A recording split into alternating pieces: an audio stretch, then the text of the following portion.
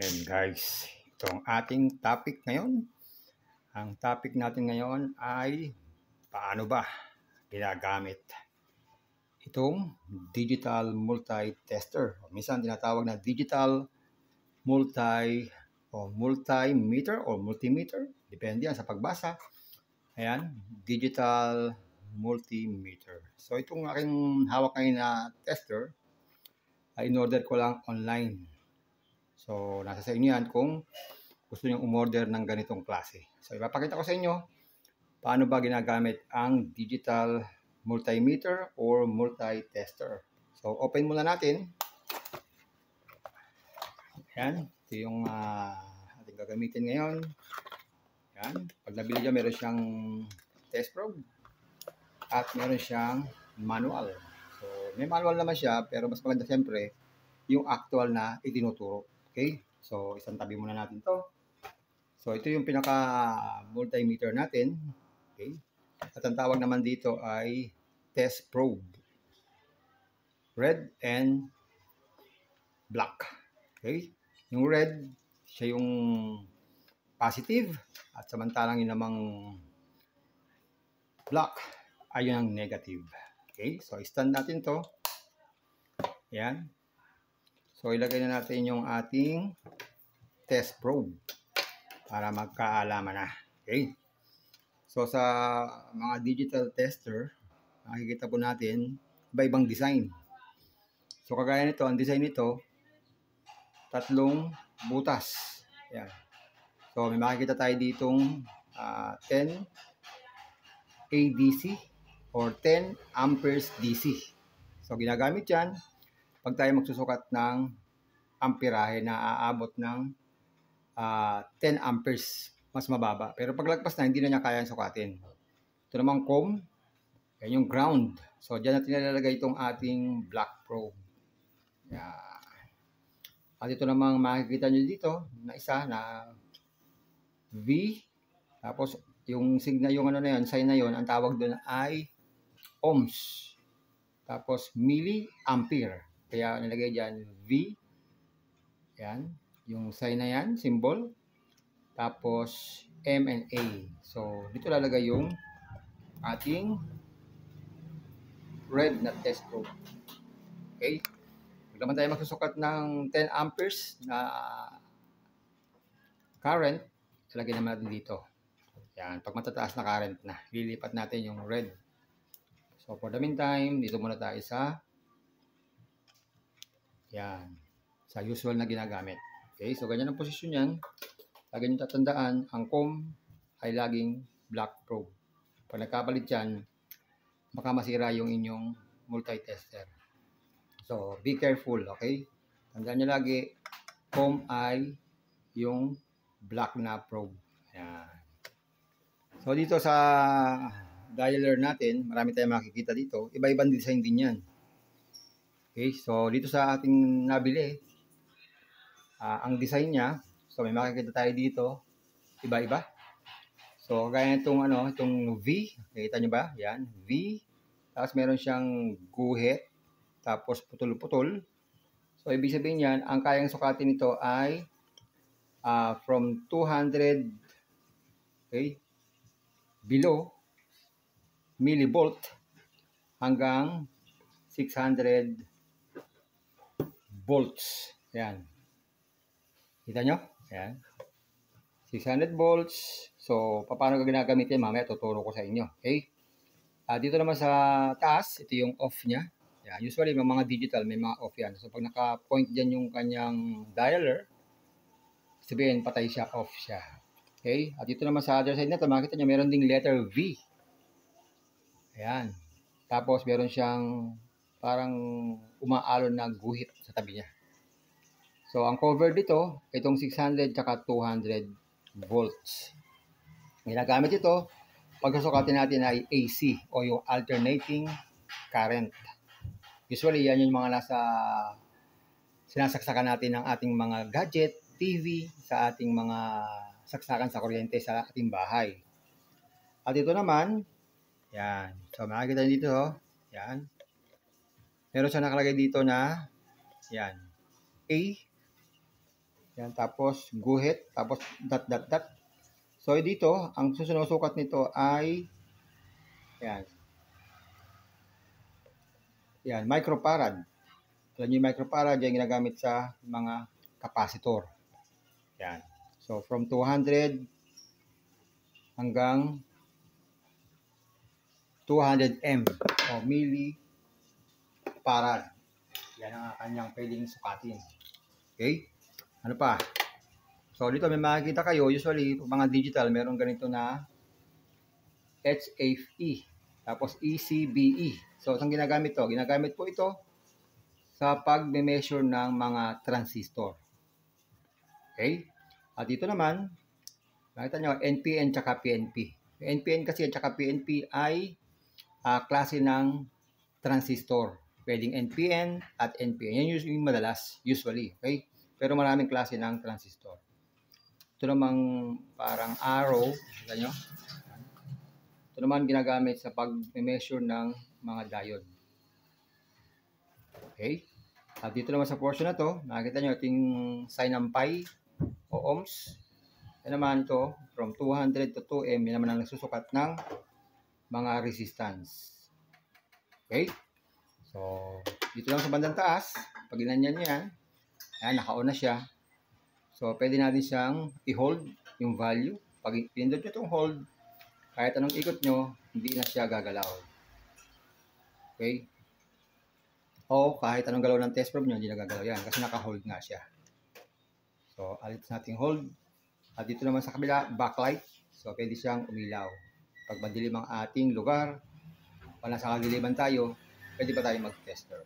Yan. So, yung mga basic features ng multi-tester o digital multi-tester. So, gagamitin na natin ngayon, atin na tayong magpa-practice. Okay? So, unahin natin ang pagsusukat ng DC voltage. Yan. Yan ang ating unahin. So, ano ba yung mga DC voltage? Usually, pag mga sinabi mga DC voltage, yan yung mga battery. Kagaya ito, meron tayong hawak na remote. Usually, mapapansin natin, minsan ay gumanat yung remote natin. Hindi na function. So, first thing first, ang unang gagawin natin dyan, i-check ang battery. So, tingnan nyo yung battery, baka luma na, pero sa pagtingin, hindi natin mapapansin kung ito'y sira na, or busted na, or dead na siya. So, para ma-sure natin, gagamit tayo ng multimeter or multi-tester. So, check natin kung gumagana itong battery na to. So, meron tayong dalawang battery dito. Ayan, tinanggal natin. So, measure natin kung gumagana pa to. So, paano nga ba to? So, for example, hindi natin alam ang value nito. So, dahil baguhan nga tayo. So, pinaka-safe na ginagawa ng mga baguhan ay ilagay itong range. So, dito tayo pupunta sa DC. Okay? Yung mga sumusukat ng DC voltage, mga battery ng sasakyan, battery ng remote, battery ng cellphone, yan. So, kung di tayo sure kung anong voltage to, nakapaloob sa battery, pwede tayo mag-umpisa sa pinakamataas, 600 volts. So, check natin. Okay? So, yung probe natin, merong black and red. Pag black, yan yung negative. Pag yung red, yan yung positive. Sa battery naman ng mga ganito, may mga nakasulat naman. Kaya hindi tayo maliligaw, kagaya nito. Nakasulat dito ay, yan, meron siyang guhit. Sabihin niya, ito yung negative. So, dito natin ilalagay yung black probe. At dito sa kabilang dulo, ayan, makita nyo, positive. Ayan. So, dito ilalagay yung red. Okay? So, check natin. Sa 600 tayo. Ayan. So, ilagay dito sa baba, yung isa. Sa negative, yung black. Ito namang isa ay sa positive. Ayan. So, mapapansin nyo, nagsukat siya 1 lang. Tapos nagbabalik-balik pa siya. 1 or 2, 1 or 2. So, yun lang yung voltage niya. So, pag ganyan, hindi naman niya nasakop yung 3 digits, pwede tayong bumaba para ma-sure natin kung ano ba tagang value nitong battery na to. Ayan. So, ngayon, may lumabas na 1.4, 1.5. So, yan yung value. So, para makasigurado pa rin, pwede pa rin tayong bumaba sa 20 volts. Tester natin. Ayan. So, ang sukat talaga niya ay 1.4 1.41. So, yung eksakto, para ma-eksakto pa, pwede pa rin tayong bumaba sa 2 volts. Yan. So, sige, ang value talaga niya ay 1.41 o 1.416. Kasi ang usually, itong ganitong battery, for your information, ito lang ay mayroong capacity na 1.5 volts. So, ibig sabihin, bumaba na siya ng konti kasi 1.4 na siya ang kanyang sukat. Pag napunta tayo sa 200 mm o millivolts, mahirapan lang siya sukatin yan. Malabas, 1 lang. Hindi natin alam kung anong totoong value niyan. So, kaya nga sabi ko sa inyo kanina, kung hindi nyo alam ang value na inyong measure, be sure na ilagay agad sa pinakamataas na range para hindi tayo mapapahamak at hindi rin masisira yung ating tester. Okay? So, isa naman, tingnan natin.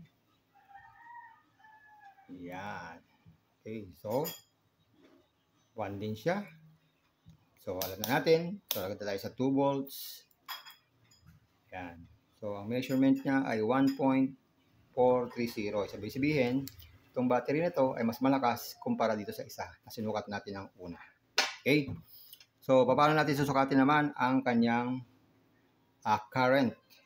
So, sabi ko nga, pag magsusukat ng current, itong red probe, ililipat dito sa 10 ADC na butas. So, ilipat natin. Okay. Tapos, hanapin nyo po saan nakalagay yung 10A. Kasi nakalagay dito 10A, 10A DC. So, ito yun. 10A. So, ilipat natin yung ating dialer. Point natin doon. Yan. Kita nyo? Point sa 10A. Sukatin na natin ang current itong battery na to. So, ganun din. Negative sa dulo o sa baba. Positive naman ay sa taas. So, ang current niya ay 0.87, 88. So, dyan naglalaro. O, bababa pa nga ng 86, 85. So, check natin itong isa. Yan. So, mas mataas to. Mas mataas ang current itong isa kumpara dito sa isa. Yan. So, ibig sabihin, sa pamamagitan nito ng sukat natin kanina, pasukat natin yung kanyang voltage kanina, 1.4 mahigit. Ang kanya namang current ay 0.88. Ibig sabihin, buhay pa tong battery na to. Pwede pa siyang magamit. So, ganun lang kasimple. So, alam na natin, kung hindi gumagana yung remote natin, alam natin na buo yung battery. So, hindi tayo bibili ng battery. So, ang sira, itong mismong remote control.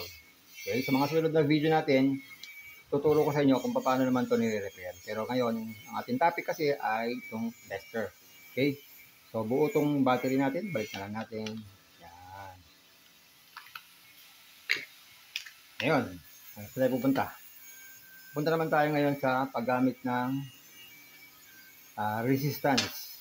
Yan. Ang resistance ginagamit sa pagte-tester ng mga resistor. So, ito po yung mga resistor na tinatawag. So, kung kayo nag-aaral pa, o mga baguhan, pag nakakita kayo sa mga motherboard, kaya mga PCB board ng mga electronics, makakita kayo ng mga ganitong klase ng component. So, ang tawag dito ay resistor. At yung resistor na to, commonly, makikita kayong 4 na kulay sa loob ng, sa nakaguhit dyan. Kaya nito. Kaya lang ito, ang kulay nito ay brown, silver, gold. Ito namang isa. Yan. So, iba naman ang value nito. Yan. Red, silver, and gold.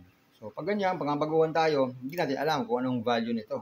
So, para malaman natin ang value, so, again, punta naman tayo dito sa, yan, dito sa signal at dito sa sign na to. Yan, pi, ibig sabihin yan, ohms. Kasi sinusukat ang resistance, ang kanyang unit value ay ohms. So, dahil hindi natin alam, ito ang sakot ng ohms or resistance from 200 to 2M. So, dahil hindi natin alam ang value nitong resistor na to, so punta muna tayo sa, yan, sa pinakamataas. Again, laging sa pinakamataas, 2M. So, measure na natin kung anong value nitong resistor na to. Yan. So, ibig sabihin, nakita natin, hindi gumagalaw yung ating counter. Wala. Okay? Walang movement. So, ibig sabihin, maaaring sira ito o maaaring buo. Check natin itong isa. Wala rin. Wala. So, pag ganyan, bababa tayo ng konti. Ito tayo ng 200K. Yan. Check natin. Wala pa rin. Hindi pa rin siya nag-move. Nakalagay lang yan 1. Okay? Kabila. Wala rin. So, baba ulit tayo ng 20K. Yan. Baka sakaling meron na tayong makuwang sukat. Wala rin. Okay. Wala tayong nakukuha. Kabila. Wala rin. So, baba pa ulit tayo. Yan. Natin. Wala rin. Kabila. Wala rin. Tapos, baba pa tayo. Baka sakaling meron na. So, wala pa rin. No? So, ano ibig sabihin yan? So, kagaya niyan, guys, may nakita ko sa inyo, kung mapapansin nyo, tagang sinadya ko yan. Okay? Dahil, kanina nga nagsukat tayo ng battery, nilipat natin itong ating test probe na red. Kaya wala tayong masukat dito sa resistor. Hindi natin makita ang value. So, yan ang sinasabi ko na minsan, maaaring magkamali tayo. Kaya dapat ingat po sa paggamit ng multimeter, baka tayo madisgrasya. So, maganda. Pagkagamit nyo dito, ilipat ulit sa dati. Yan. So, ito yung common. Lalagyan natin dito. Dahil susukatin natin ay resistor. Hindi naman amperes. Yan. So, again, balik ulit tayo sa 2M. Sukatin na natin. Yan. So, ang value niya lumalabas, 0. Okay? So, totoo kaya 0 to. Itong isa. 0 din. So, pag ganyan, para ma-sure natin, baba tayo ng isa. 200K. Yan yung multiplier natin. No? Itong mga 2M, 200K, multiplier po yan. Okay, kagaya kanina, nasukat natin sa 2M ay 0. So, 0 times 2M or mega ohms, malabas nun, 0 pa rin. Diba? So, ito, try natin. So, yan. Meron na tayo nasusukat ngayon. Ay, wala pa rin. 0 pa rin. So, yan. 0 pa rin siya. So, check natin dito. 20K.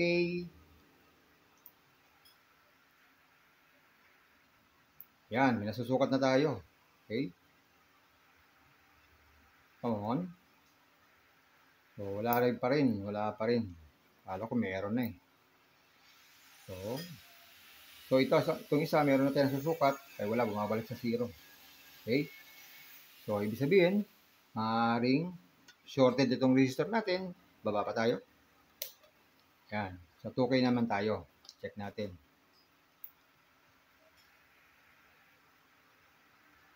Yan. May nasukat na tayo ng 0.001. Itong isa naman.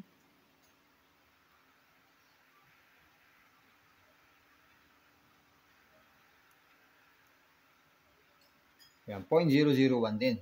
So, hindi pa tayo sure no, kung anong talagang totoong value nitong resistor na to. So, pinakahuli, baba tayo sa pinakamababang range. Yan, sa 200. So, times 200. Okay? So, ang kayang sukatin yan, yung 200 below na mga resistor.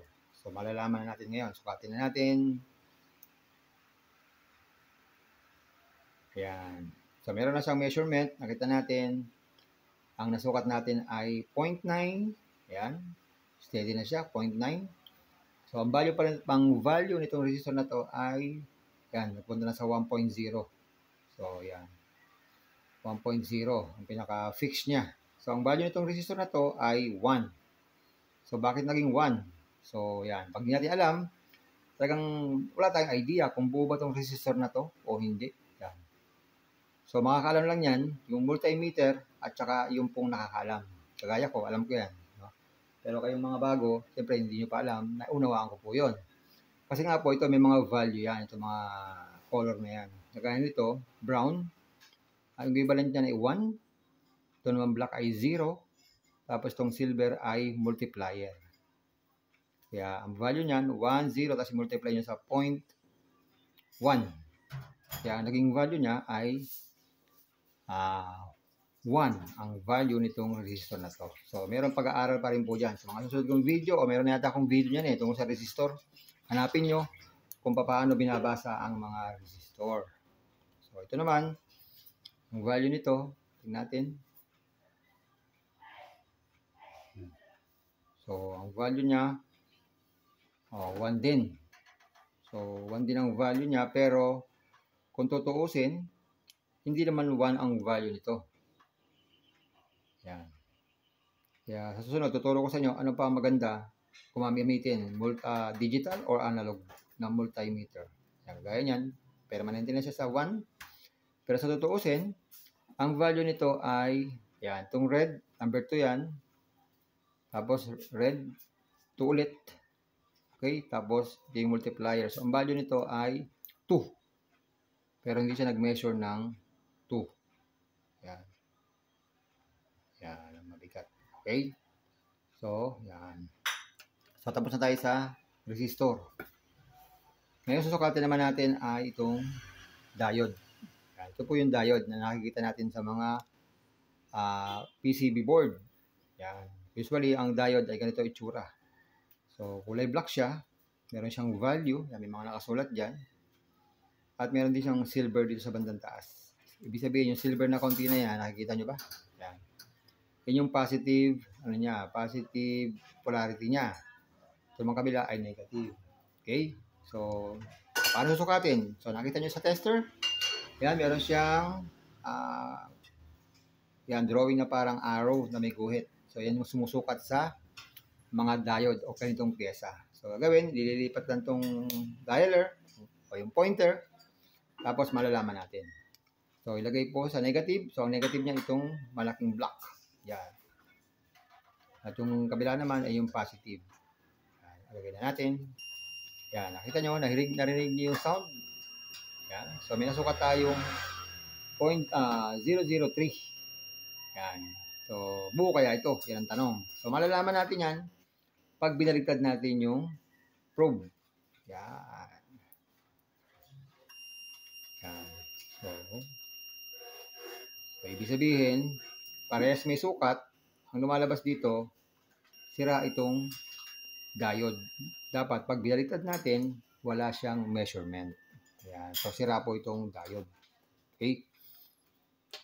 So, hanap pa tayo ng isang diode para makita natin yung buo. Hanap tayo ng diode para makita natin kung buo ba. Okay? So, ito. Try natin itong isa. Kung ganun din.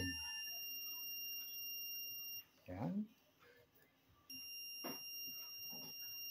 So, pareho siyang tumutunog. Ibig sabihin, sira rin ito. So, maraming klase ng diode. Kaya, hindi natin alam kung buo. Pero dapat, pag binaligtad natin, ay walang masusukat. Yan, kagaya nito. Yan, nakita nyo, iba ang sukat niya, 405. Pag binaligtad natin, yan, diba? Wala. Ibig sabihin, itong diode na to, ito yung buo. Kasi, pag nilagay natin yung ganyan, okay siya. Okay, wala siyang pag binaligtad natin, wala rin. Okay. So, hindi ka kamukha nito, baligtaran, tumutunog siya. Ibig sabihin, shorted itong diode na to. So, yun lang po, no? Yun lang po yung tungkol sa diode. Ayun, may mga diode din na ganitong klase. Ito yung tinatawag na dual diode. Nakita nyo, dalawang diode yan, na magkakambal. So, ganun din, tatapat din natin ang pagsukat sa positive, positive. So, yung kabilang dulo, negative po tayo doon. Okay, so lagay lang natin. Lumabas. Kabila. Wala rin. Ayan, meron. Ayan, tumunog. Kabila.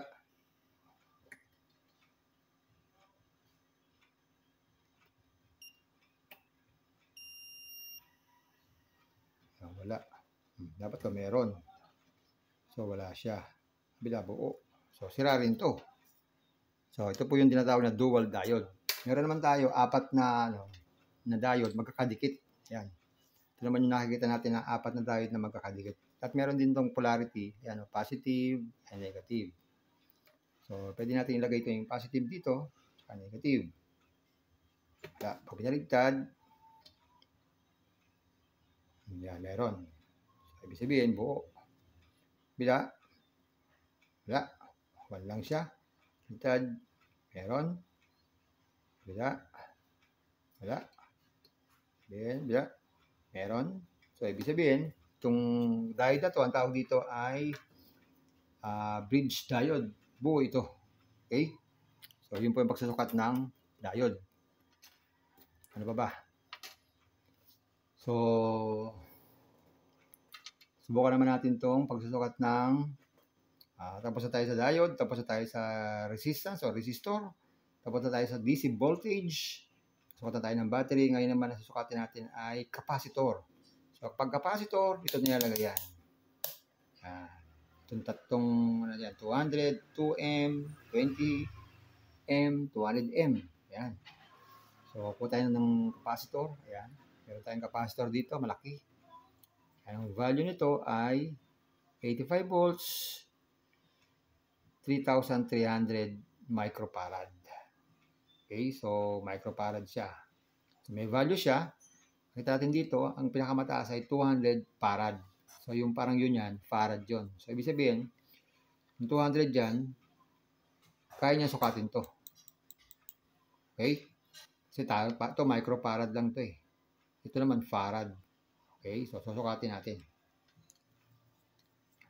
Okay, lagay natin dito yung isa. So, ang polarity nito, itong puti, yan yung negative. Dito natin nalagay yan. Okay, gamitan natin ng chopstick. So, ganito lang. Yan, negative, positive. Yan. So, kita nyo, yan, bumababa siya. So, ibig sabihin, sinusukat pa niya yan. Hanggang bumaba ng bumaba. Yan. Medyo matagal nga lang pagsusukat ng capacitor. Tagal. So, pag ganyang matagal, kita natin, bumababa siya, ibig sabihin, nagdi-discharge siya. So, yan. Para mabilis, baba tayong konti, subukan natin. Yan. Yan, di ba mabilis, bumaba. O, di ba? Pag binaligtad natin, bababa rin siya. Yan, para mas mabilis, ito. So, ito, hindi na kayang sukatin. Okay? So, mabilis masyado. So, dito tayo sa 2M. Para makita natin. Sabihin, pag nilagay natin ganyan, nagdi-discharge siya. Mabilis. Sabihin, buo itong capacitor na to. Okay? Para sure, pwede rin dito. Kaya lang, medyo matagal nga lang ang pag-discharge. Diba? So, yun po yun. So, pwede rin sa maliliit yan. Yan, ito. Ang value naman ito ay 10 microfarad. So, pag ganun din, nalagay natin ganyan. I-discharge naman siya. Kabila. Yan. So, yung buo pa. Okay? Meron tayo dito din ganito. Kulay blue. Ang value naman ito ay 33 microfarad. Yan, negative. Yan, buo siya. Nagdi-discharge siya. Okay? So, pag ganun, nagdi-discharge, hindi niya sinusukat itong farad na to. Hindi lalabas yung value. Ang maano lang niya, kung nagdi-discharge siya, kung nagpa-function pa. Kasi pag ito sinukat natin na ganyan, at nagkaroon siya ng reading, karoon ng value, sabihin, sira itong capacitor. Pag may value, sira yung capacitor. Dapat wala siyang value. So, dalawang purpose yun. Dapat, bago mag-zero siya, nagdi-discharge siya. Okay? So, tandaan po natin yon. Gaya niyan, wala. Diba? Ba tayo?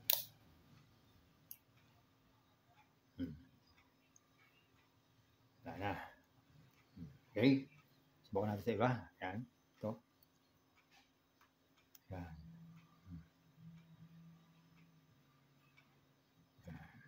Okay? So, meron naman mga capacitor na ganitong klase. Yan, capacitor din to. So, pwede rin natin itong i-measure kung buo ito. Yan. So, wala siyang palo. Hindi siya ka-count. So, baba tayo sa pinakamababa. Kung makakasukat pa tayo.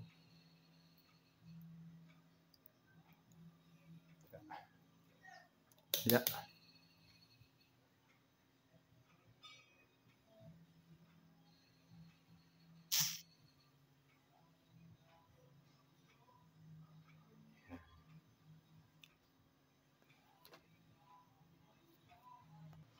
Yan.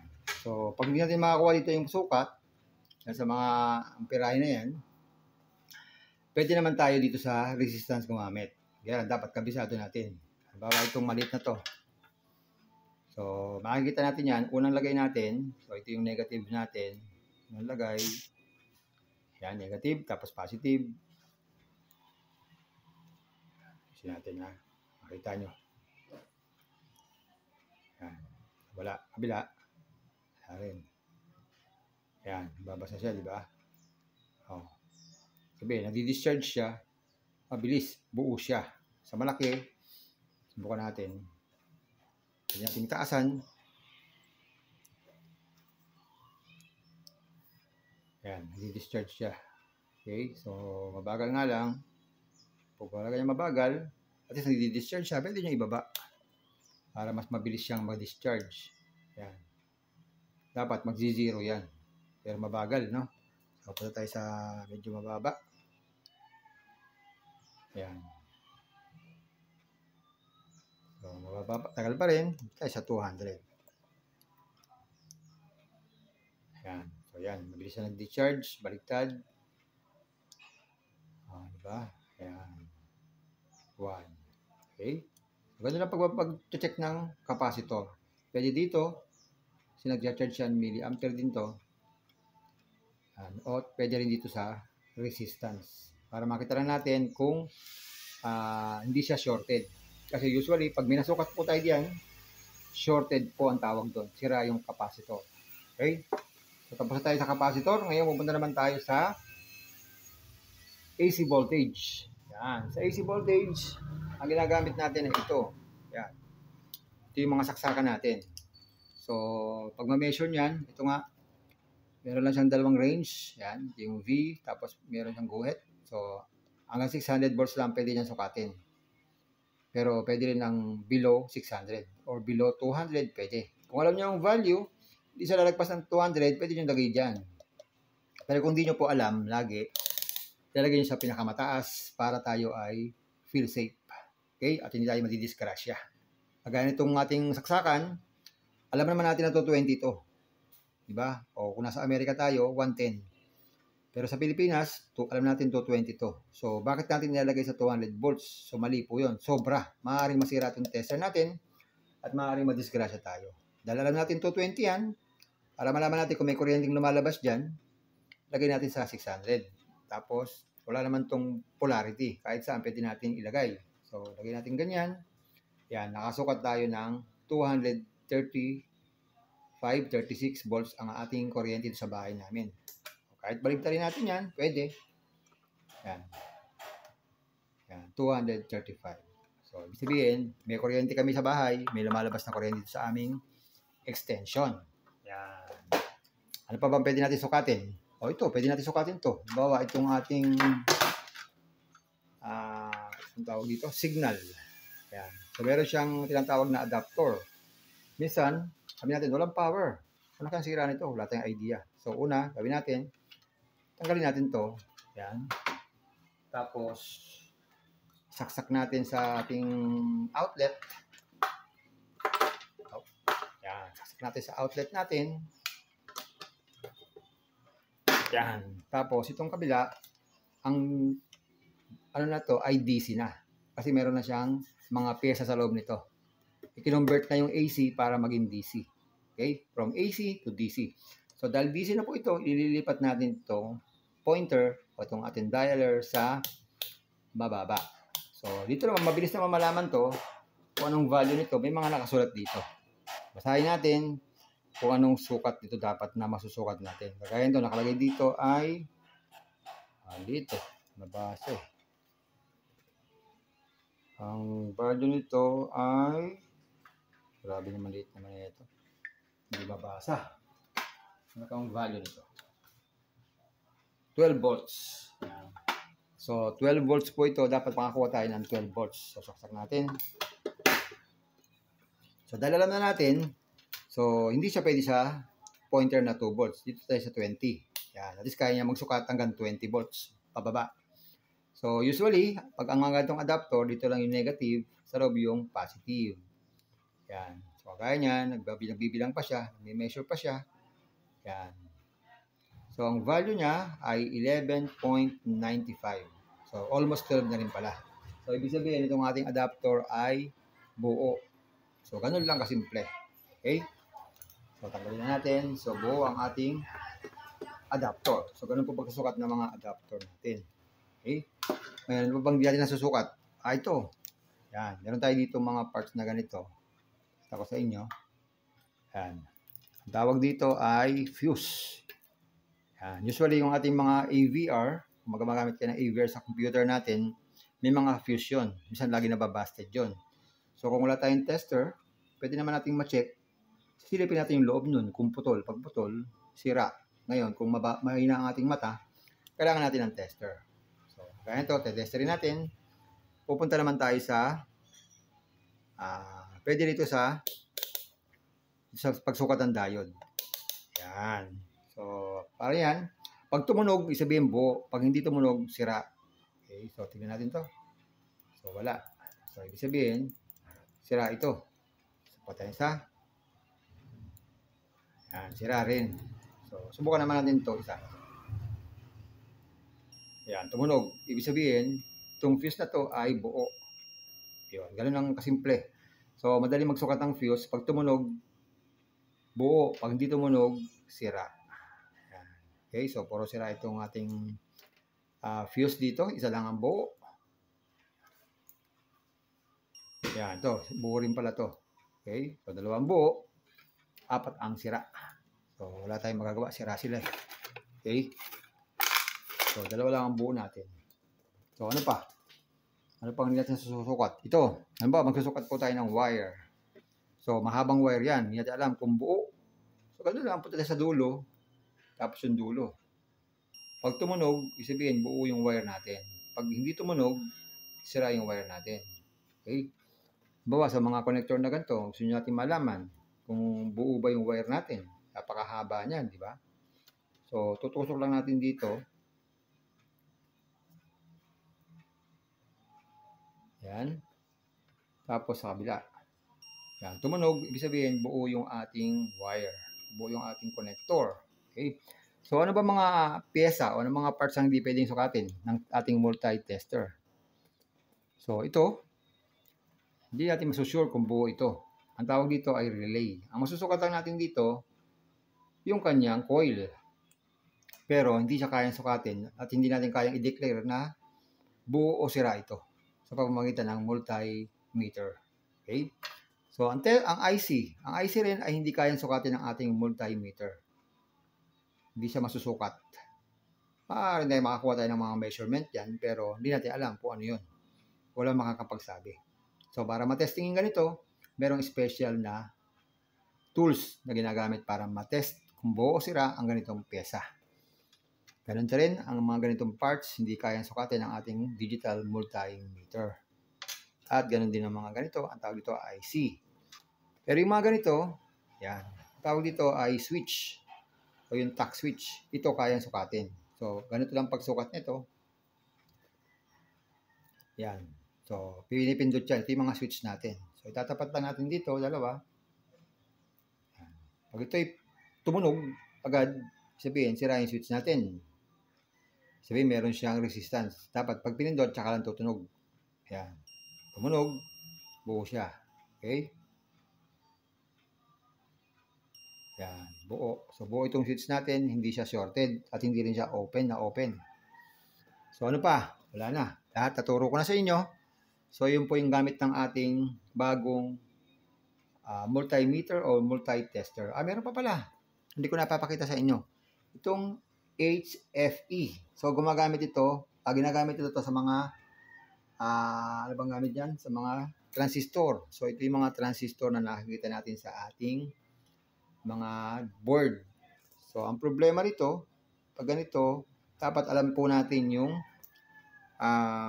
V o BCE or BCB o ECB. So, iba-ibang design bawat transistor. Kagaya nito, dapat alam natin ang value. Pag alam natin yung value, pwede natin masukat ito. Pero pag hindi natin alam, yun ang problema. So, alamin natin kung anong value nito. Kagaya nito guys, napakaliit itong pyesa na to. Okay, itong transistor. So, ayan. So, ang value nito, ayan, kung nakikita nyo, ayan, kita nyo ba? Ayan, ang value niyan ay ayan, 1015 or alpha 1015. Labo eh. Ayan, ang value niya ay A1015.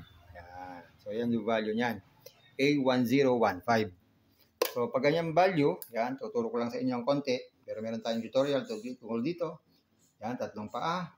Ang value niya ay A1015. Yan. So, anong ibig sabihin yan? So, ibig sabihin, so meron tayong tinatawag na PNP tsaka NPN. So, pag ganyan, hindi natin alam kung saan dito yung BCE. Okay?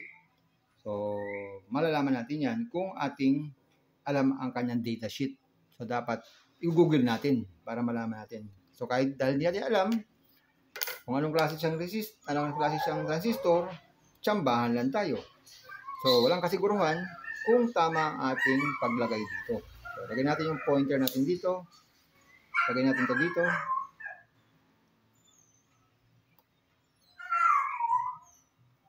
Yan. So, wala. Okay? So, hindi siya nagsusukat. Ibig sabihin, walang value tong ating transistor. So, hindi tayo sigurado kung masusukat natin to. Yun ang kahirapan dito sa HPE selector. Wala tayong kasiguruhan kung masusukat natin yan. Hanggang di natin alam yung datasheet kung anong bang klaseng transistor to. So, napakahirap. So, para masukat natin to ng mabilis, gamit na lang tayo ng dito, sa resistance. Pwede tayo magsukat dyan. So, punta tayo sa 200 at sukatin natin yung mga paa. Yan. So, pagsusukat, unahin natin dito. Yan. So, wala. Wala rin.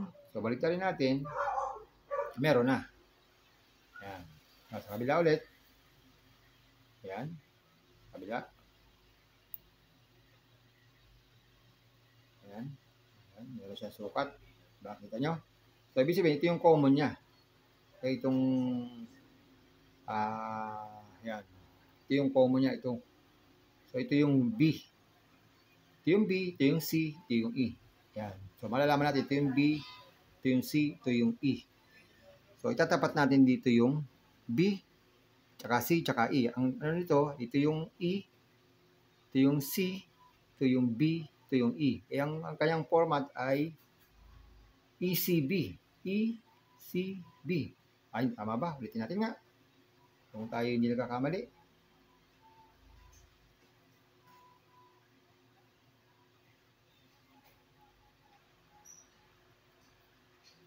Yan. So, ito yung kanyang B, ito yung C, ito yung E. Ayan. So, ito yung B, ito yung C, ito yung E. So, pwede natin lagay dito dahil ito naman ay SOC. So, dito pala ang sukat nito. Ganyan. So, tatapatan natin sa butas. Kaya lang, dito matapat. Tapat natin.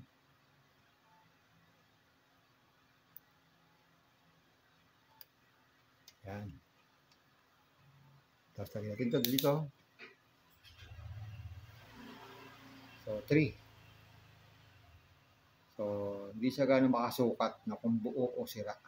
Yan ang problema pag yan ang ginagamit natin.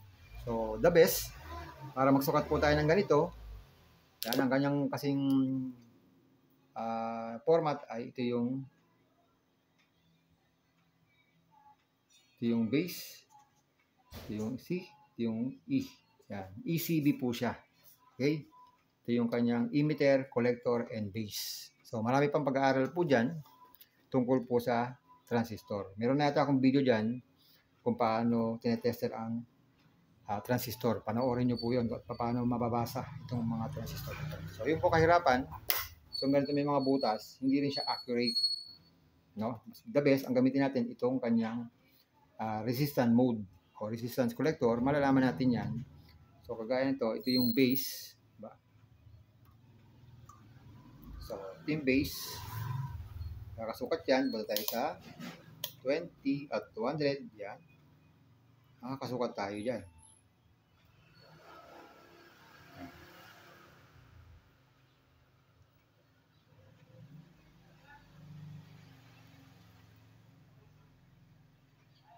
Diba?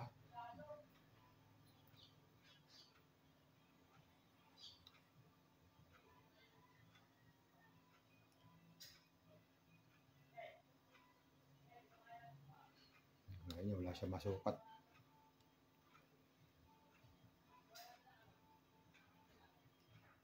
Wala siya masukat.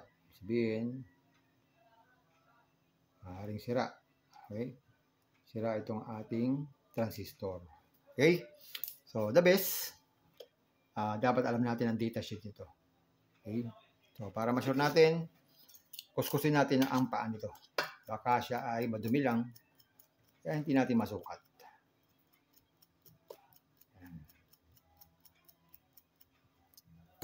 Ayan, sukatin na natin kung may masusukat na tayo. Hopefully, meron na tayong masukat. Dahil kinuskus na natin.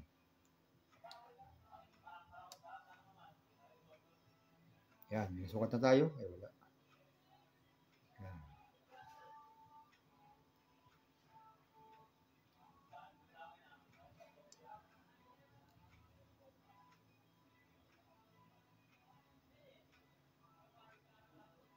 So, wala tayong masukat. Yan ang problema. Yan. So, hindi tayo sure kung buo itong transistor na to. Dahil wala tayong masukat. So, subukan nating hawakan. Minsan kasi mas madali pag hawak. Yan. Wala talaga. Wala. So, sira ito. No? Sira itong transistor na to. Okay? So, yun lang. So, yun lang ating topic ngayon, guys. So, paano gumamit ng ating multimeter. So, kung gusto nyo bumili nito, andyan sa description box yung link. Paano umorder nitong ganitong klase ng multimeter, basic. So, nasa sa inyo kung bibili kayo o hindi. Okay, sa mga susunod na video natin, tuturo ko sa inyo paano naman gumamit ng analog na multimeter para makumpara nyo ano man mas maganda, digital or analog. Okay, so tapos nun, pagtapos ng ating tutorial ng analog multimeter, sabay nating pag-aaralan digital at saka analog kung anong mas magandang gamitin. Okay guys, so thank you sa inyong panonood at sana natuto kayo at antabay lang kayo sa mga susunod nating video. Thank you for watching and click naman ang subscribe button and bell button para naman kayo ma-notify kung meron tayong bagong video. Thank you very much.